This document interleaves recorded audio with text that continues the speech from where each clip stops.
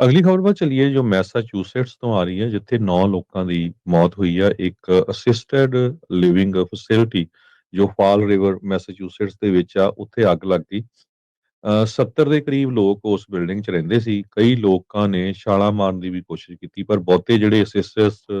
assisted living facility ਦੇ ਵਿੱਚ ਲੋਕ ਰਹਿੰਦੇ ਤੁਹਾਨੂੰ ਪਤਾ ਹੀ ਆ ਵੀ ਉਹ ਵੀਲ ਚੇਅਰ ਦੇ ਉੱਤੇ ਸੀ ਕੋਈ ਬਹੁਤ ਜ਼ਿਆਦਾ ਬਿਮਾਰ ਆ ਬਜ਼ੁਰਗ ਟਾਈਪ ਦੇ ਬੰਦੇ ਜਿਹੜੇ ਆ ਬਜ਼ੁਰਗ ਲੋਕ ਉੱਥੇ ਰਹਿੰਦੇ ਸੀਗੇ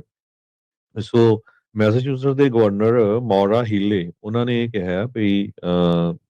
ਕਈਆਂ ਦੇ ਤਾਂ ਗੈਸ ਟੈਂਕ ਲੱਗੇ ਹੋਏ ਸੀ ਆਕਸੀਜਨ ਦੇ ਕਈ ਜਿਹੜੇ ਇਮੋਬਲ ਸੀਗੇ ਕਈ ਵੀਲ ਚੇਅਰ ਦੇ ਉੱਤੇ ਸੀਗੇ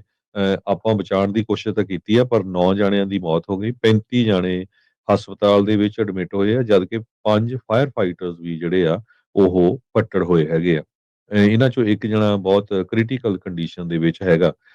ਸੋ ਇਹ ਨਹੀਂ ਪਤਾ ਚੱਲਿਆ ਵੀ ਸਪ੍ਰਿੰਕਲਰ ਸਿਸਟਮ ਕਿਉਂ ਨਹੀਂ ਉਸ ਬਿਲਡਿੰਗ ਦਾ ਔਨ ਹੋਇਆ ਕਿਉਂਕਿ ਬਿਲਡਿੰਗ ਤਾਂ ਪੁਰਾਣੀ ਸੀ 1964 ਦੀ ਬਣੀ ਪਰ 2000 ਦੇ ਵਿੱਚ ਟੋਟਲੀ ਜਿਹੜੀ ਆ ਉਹ ਰੀਮਾਡਲ ਕੀਤੀ ਗਈ ਸੀ ਤੇ ਕਹਿੰਦੇ ਉਹਦੀ ਕੰਡੀਸ਼ਨ ਜਿਹੜੀ ਸੀ ਕਾਫੀ ਗੁੱਡ ਸੀਗੀ ਫਿਜ਼ੀਕਲ ਕੰਡੀਸ਼ਨ ਸੋ ਫਾਲ ਰਿਵਰ ਜੋ ਮੈਸਾਚੂਸੇਟਸ ਰੋਡ ਆਈਲੈਂਡ ਬਾਰਡਰ ਦੇ ਲਾਗੇ ਆ 50 ਮੀਲ ਸਾਊਥ ਆਫ ਬੋਸਟਨ ਉੱਥੇ 9 ਜਾਣਿਆਂ ਦੀ ਬਜ਼ੁਰਗ 9 ਬਜ਼ੁਰਗ ਆਪਾਂ ਕਹਿ ਸਕਦੇ ਜਿਨ੍ਹਾਂ ਦੀ ਮੌਤ ਹੋਈ ਹੈ ਜੀ, ਬਹੁਤ ਹੀ ਮੰਦਭਾਗੀ ਜਿਹੜੀ ਇਹ ਘਟਨਾ ਉੱਥੇ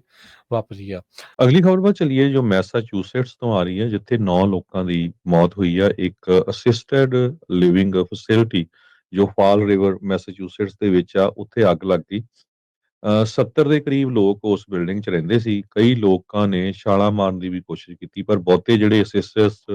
ਅਸਿਸਟਡ ਲਿਵਿੰਗ ਫੈਸਿਲਿਟੀ ਦੇ ਵਿੱਚ ਲੋਕ ਰਹਿੰਦੇ ਤੁਹਾਨੂੰ ਪਤਾ ਹੀ ਆ ਵੀ ਉਹ ਵੀਲ ਚੇਅਰ ਦੇ ਉੱਤੇ ਸੀ ਕੋਈ ਬਹੁਤ ਜ਼ਿਆਦਾ ਬਿਮਾਰ ਆ ਬਜ਼ੁਰਗ ਟਾਈਪ ਦੇ ਬੰਦੇ ਜਿਹੜੇ ਆ ਬਜ਼ੁਰਗ ਲੋਕ ਉੱਥੇ ਰਹਿੰਦੇ ਸੀਗੇ ਸੋ ਮੈਸਾਚੂਸੇਟਸ ਦੇ ਗਵਰਨਰ ਮੌਰਾ ਹੀਲੇ ਉਹਨਾਂ ਨੇ ਇਹ ਕਿਹਾ ਵੀ ਕਈਆਂ ਦੇ ਤਾਂ ਗੈਸ ਟੈਂਕ ਲੱਗੇ ਹੋਏ ਸੀ ਆਕਸੀਜਨ ਦੇ ਕਈ ਜਿਹੜੇ ਇਮੋਬਲ ਸੀਗੇ